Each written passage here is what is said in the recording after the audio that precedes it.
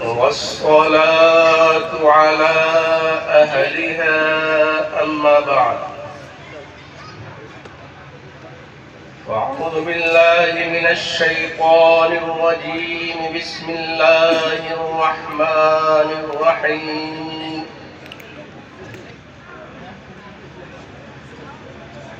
لا تحرك به لسانك لتعجل به إن علينا جمعه وقرآنه فإذا قرأناه فاتبع قرآنه ثم إن علينا بيانه صدق الله العظيم.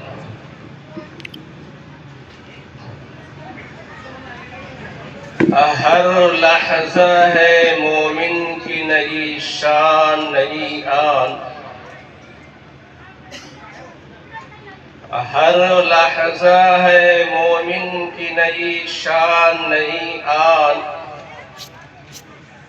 گفتار میں کردار میں اللہ کی بہار،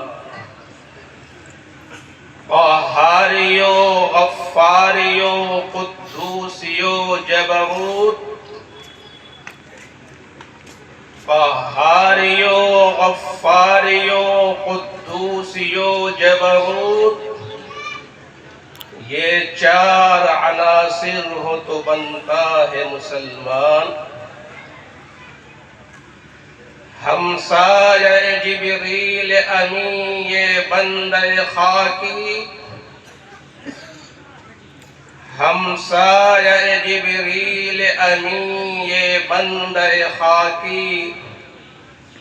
ہے اس کا وطن نہ بخارا نہ بدخشان، یہ راز کسی کو نہیں معلوم کہ مومن، یہ راز کسی کو نہیں معلوم کہ مومن، قاری نظر آتا ہے حقیقت میں ہے قرآن۔ اور علامہ اقبال مرحوم ہی کی ایک طویل نظم کا ایک شعر، یہ نغمہ فصل گلو لالہ کا نہیں پابند، یہ نغمہ فصل گلو لالہ کا نہیں پابند، بہار ہو کہ خزاں لا الہ الا اللہ۔ واجب الاحترام حضرات علماء کرام، دانشوران قوم و ملت، برادران اسلام، اللہ سبحانہ تعالی کا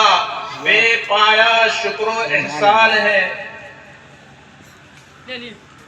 کہ ہم تمام لوگوں کی شرکت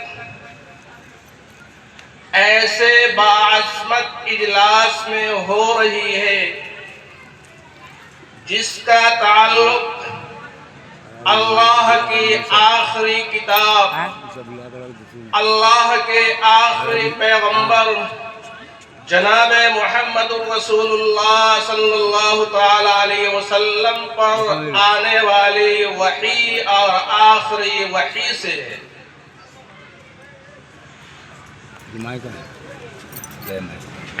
جب مجھے یہ معلوم ہوا کہ مجھے اس اجلاس کا حصہ بننا ہے تو میرے اندر تھوڑی سی گھبراہٹ ہوئی کہ ایک طرف رانی ہے ایک طرف نصرہ ہے اور کوئی آبادی کسی سے کم نہیں ہے، وہاں دانشوران قوم و ملت ہے، اہل زبان ہے، اہل قلم ہے، اہل فکر ہے، اور ہر قسم کی دینی اور دنیاوی تعلیم سے آراستہ اور پیراستہ ہے۔ ایسے علمی اور فکری علاقے میں گفتگو کرنا یہ کار دارت کا مصداق ہوا کرتا ہے۔ بہرحال یہ کریم جس کی نسبت پر یہ پروگرام ہو رہا ہے اور عظیم الشان اجلاس ہو رہا ہے، ہم سبوں کا مشاہدہ ہے اور دیکھتے ہیں کہ جب تکمیل قرآن کی مجلس ہوتی ہے، طالب علم سورۃ الناس پڑھتا ہے اور سورۃ الناس کی تلاوت مکمل کرنے کے بعد پھر سورہ فاتحہ پڑھتا ہے اور پھر سورہ بقرہ کا آغاز کرتا ہے اور اپنی تلاوت کو ختم کرتا ہے اولئک هم المفلحون کے اوپر۔ بات سمجھ میں نہیں آتی ہے کہ قرآن کا آغاز ہوا سورۃ الحمد سے اور اس کی تکمیل ہوئی سورۃ الناس سے، لیکن اس معصوم اور چھوٹے بچے نے سورۃ الناس کے بعد پھر سورۃ الحمد سورۃ الفاتحہ کیوں پڑھا؟ سورہ فاتحہ کے بعد پھر اس نے سورہ بقرہ پڑھا اور جب اس نے سورہ بقرہ پڑھا تو اپنی تلاوت کا اختتام اس نے اولئک هم المفلحون کے اوپر ہی کیوں نہیں کیا؟ اس سے پیچھے کیوں نہیں کیا؟ اس سے آگے کیوں نہیں کیا؟ کبھی آپ لوگوں نے غور کیا ہے؟ ارے بھائی، قرآن اس کا ترجمہ ہی ہے پڑھنا، اور کہا جاتا ہے کہ دنیا کے اندر جتنی بھی چاہے وہ مذہبی اور دینی کتاب ہو یا غیر مذہبی اور دینی کتاب ہو، یہ احساس، یہ احترام اور یہ وقار صرف اللہ کی آخری کتاب قرآن کریم کو حاصل ہے کہ پوری دنیا کے اندر اللہ کی یہ کتاب سب سے زیادہ پڑھی جاتی ہے۔ اور رانی پور والے کہے کہ ہمارے گاؤں میں 2-3 آدمی تو پڑھتے ہیں، باقی کہاں کوئی پڑھتے ہیں۔ نظرہ والے کہیں کہ ہمارے یہاں بھی 3-4 آدمی پڑھتے ہیں۔ ارے مکتب کے بچے اور بچیوں کو چھوڑیے، ٹھیک ہے، رانی پور کے حوالے سے آپ کا یہ تصور اور خیال ہو سکتا ہے، نظرہ کے حوالے سے ہمارا اور آپ کا یہ خیال ہو سکتا ہے، بہار انڈیا کے حوالے سے ہمارے اور آپ کا یہ خیال ہو سکتا ہے، لیکن چلے جائیے آپ عرب دنیا کے اندر، کار ڈرائیور ہے، 8 اور 12 چکے کا ڈرائیور ہے، ایک طرف گاڑی بھی چلا رہا ہے اور ایک طرف اس کی زبان پہ قرآن کا ترانہ تلاوت قرآن کی شکل میں جاری اور ساری۔ اور حضرت علامہ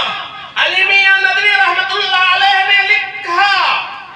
کہ اہل عرب اور اہل مصر کا قرآن سے ربط اور تعلق اور ان کا شوق اور ان کی محبت قابل دین ہے۔ قرآن کی عظمت کو وہ سمجھتے ہیں، قرآن سے محبت وہ کرتے ہیں، قرآن کا احترام وہ کرتے ہیں۔ حضرت نے لکھا کہ جمعہ کے دن مثال کے طور پر 1 بجے جمعہ کا خطبہ ہونا ہے، لیکن 11 بجے بجتے مسجد کا سارا حصہ باہر جاتا ہے۔ کیوں بھائی 2 گھنٹہ پہلے کیوں آ گئے؟ رانی پور والے تو عین خطبہ کے وقت آتے ہیں کہ مولانا کا بیان کون ہر ہفتہ سنے، سما خراشی کون کرے۔ نظرہ والے تو عین خطبہ کے وقت آتے ہیں، نظرہ والے کے ساتھ تو امام صاحب موجود ہے جو بڑی مسجد ہے، ایک دقت ہے، وہاں تو بیان سننا ہی سننا ہے، اذان ہوئی اور خطبہ شروع ہو گیا۔ لیکن